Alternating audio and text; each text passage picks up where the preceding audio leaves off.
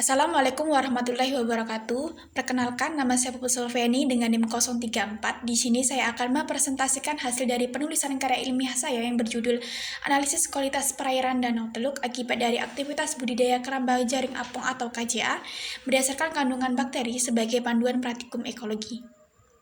Adapun topik pembahasan yang akan dibahas pada presentasi saya ini ada pendahuluan, lalu ada kajian teori, dan ada metodologi penelitian. Di dalam latar belakang, saya membahas tentang pengertian danau yang dimana danau merupakan salah satu sumber daya alam yang sangat penting bagi kehidupan.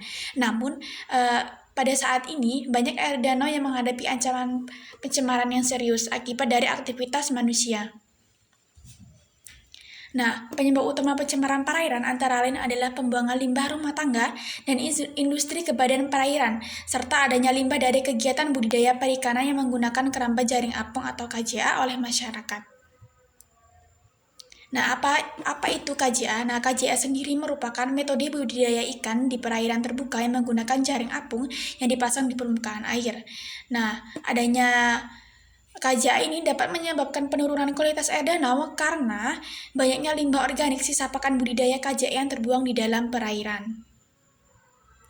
Lalu ada permasalahan utama yang dihadapi para pembudidaya ikan di KJA ialah keberadaan penyakit. Nah, keberadaan penyakit ini dapat disebabkan oleh kandungan bahan organik yang tinggi di suatu perairan dan penggunaan net yang kotor menyebabkan tertinggalnya bakteri yang dapat menyerang ikan pada tahap pembenihan dan pembesaran.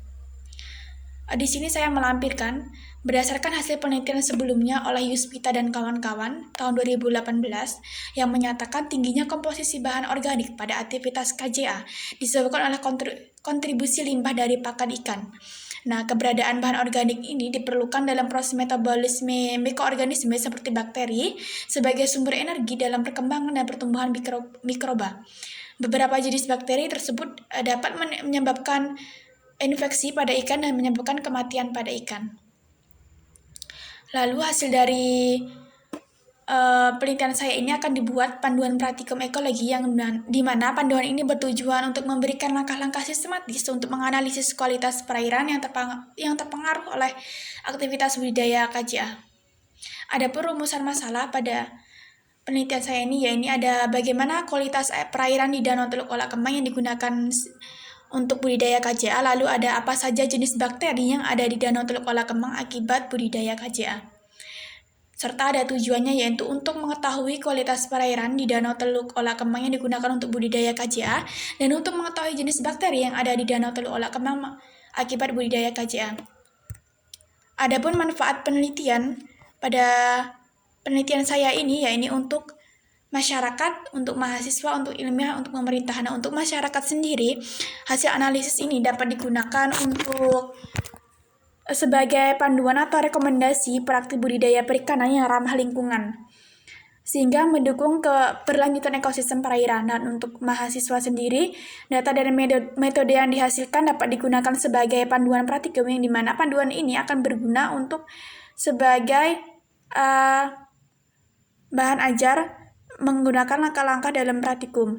Adapun untuk manfaat ilmiah, yakni hasil penelitian ini dapat menjadi sumber referensi atau sumber literatur untuk penelitian selanjutnya. Untuk pemerintah, yakni hasil penelitian yang digunakan dapat sebagai bahan masukan dan evaluasi bagi pemerintah terkait dengan kualitas air akibat budidaya dari KJA. Selanjutnya ada kajian teori, yakni pengertian danau yang dimana berdasarkan penelitian sebelumnya yang telah dilakukan oleh INES tahun 2019 tentang mengenai Danau Teluk, yang dimana Danau Teluk ini dimanfaatkan sebagai sarana wisata, mandi, cuci, dan kakus atau MCK, dan juga sebagai sarana ekonomi yakni sebagai adanya aktivitas budidaya keramba jaring apung atau KJA dan usaha penangkapan ikan. Nah, KJA sendiri adalah suatu wadah pemeliharaan ikan berupa kantong jaring yang terletak terapung di permukaan air. Secara garis besar, KJA terdiri dari jaring, keramba, atau rakit, dan pengapung. Nah, adanya kegiatan budidaya ikan atau KJA ini mengakibatkan terjadinya penurunan kualitas air. Nah, penyebab penurunan kualitas air ini diduga karena banyaknya limbah organik sisa pakan budidaya KJA yang terbuang ke dalam perairan.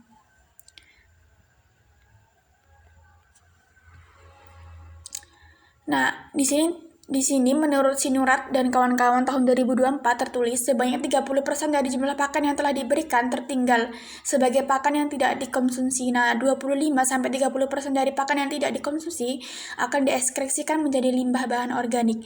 Nah, limbah ini akan berdampak pada penurunan kualitas air sebagai peningkatan konsentrasi BOD atau biochemical oxygen demand. Nah, adapun pengertian bakteri, yaitu bakteri merupakan salah satu golongan organisme prokariotik atau tidak mempunyai selubung inti. Nah, namun bakteri ini memiliki informasi genetik berupa DNA yang berbentuk sirkuler, panjang, dan bisa disebut nukleid. Nah, ciri-ciri bakteri adapun ciri-ciri dari bakteri yakni tidak mempunyai klorofil, tubuh berukuran antara 0-12 mikron, lalu mempunyai bentuk tubuh yang beraneka ragam seperti basil atau batang, kokus atau bulat, spirillum atau spiral, kokebasi, bulat dan batang, dan vibrio. Memiliki dinding sel dan juga tersusun atas peptidoligan dinding selnya.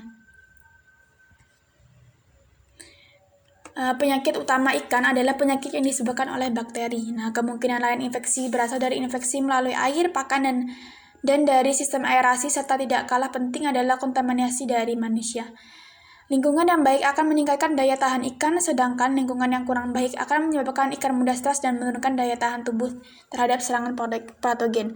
Nah, pemberian pakan yang berlebihan tadi dapat menurunkan daya tahan ikan yang dapat menyebabkan ikan mudah stres dan juga terkena penyakit.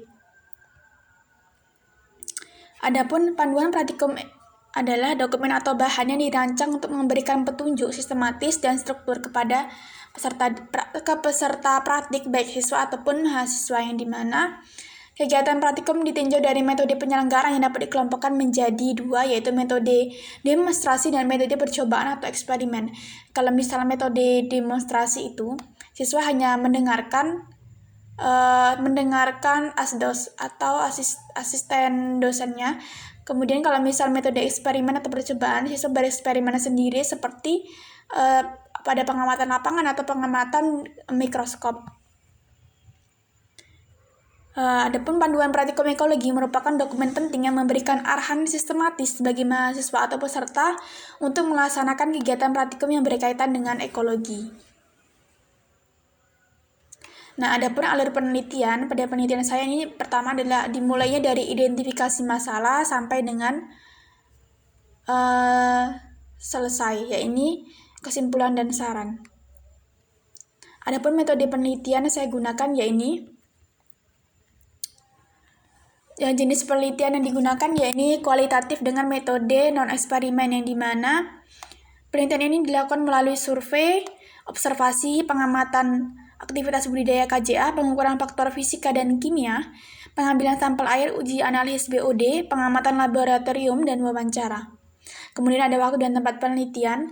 Waktu dan tempat penelitian ini dilaksanakan pada Agustus sampai November 2025 di Danau Teluk Olah Kemang dan Desa Kenali Bawah, serta di dalam laboratorium FKIP Biologi. Untuk di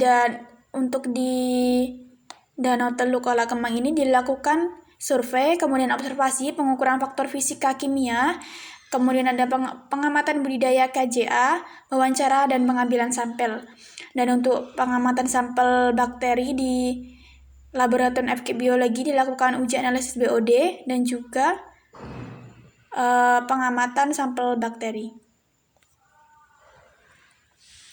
Adapun sampel dan teknik sampling pada penelitian saya ini menggunakan sampel air Danau Teluk Olah Kemang yang diambil pada 4 waktu yang berbeda, yakni pada waktu pagi, siang, sore, dan malam, dengan cara yang digunakan untuk pengambilan yakni eksplorasi, yang dimana eksplorasi diambil sampel air Danau Teluk pada perjalanan di sepanjang jalan yang dilewati dengan berada pada titik yang berbeda. Nah, tujuan pengambilan sampel di 4 waktu yang berbeda yakni untuk memahami variasi temporal dalam kualitas perairan, khususnya yang disebabkan oleh aktivitas KJA, yang dimana alasan spesifiknya yakni seperti aktivitas bakteri yang dipengaruhi oleh perubahan suhu, intensitas cahaya, dan kadar oksigen terlarut atau DO yang bervariasi sepanjang hari. Dan kemudian juga Parameter seperti suhu, pH, oksigen terol, DO, dan amonia dapat berubah sepanjang hari dan mempengaruhi keberadaan bakteri, serta variasi waktu pengambilan membantu memahami seberapa besar dampak KJA di sepanjang siklus harian bakteri. Adapun instrumen pengumpulan data, yakni saya menggunakan data sekunder dan data primer, dan data sekunder ini diperoleh dari literatur ataupun studi literatur dari artikel-artikel sebelumnya, serta kalau misal data primer diperoleh dari pengamatan hasil kualitas air dan teluk, pengukuran parameter fisika dan kimia, pengamatan laboratorium, dan wawancara. Kemudian alat dan bahan yang digunakan dalam penelitian ini yakni ada cupping segi, termometer, pH meter, plankton net, mikroskop, pipet tetes, sandwich rafter, botol sampel, botol Winkler, lemari inkubasi, pipet ukur, labu ukur, gelas ukur, aerator, pH meter, mikroburet, Erlenmeyer, stetip, dan handphone. Adapun bahan yang digunakan dalam penelitian ini yaitu sampel air danau teluk, Aquades khusus BUD, MnSO4H2SO4 pekat, indikator kanci atau amilum, KHOKI, natrium tiosulfat, dan alkohol 70%.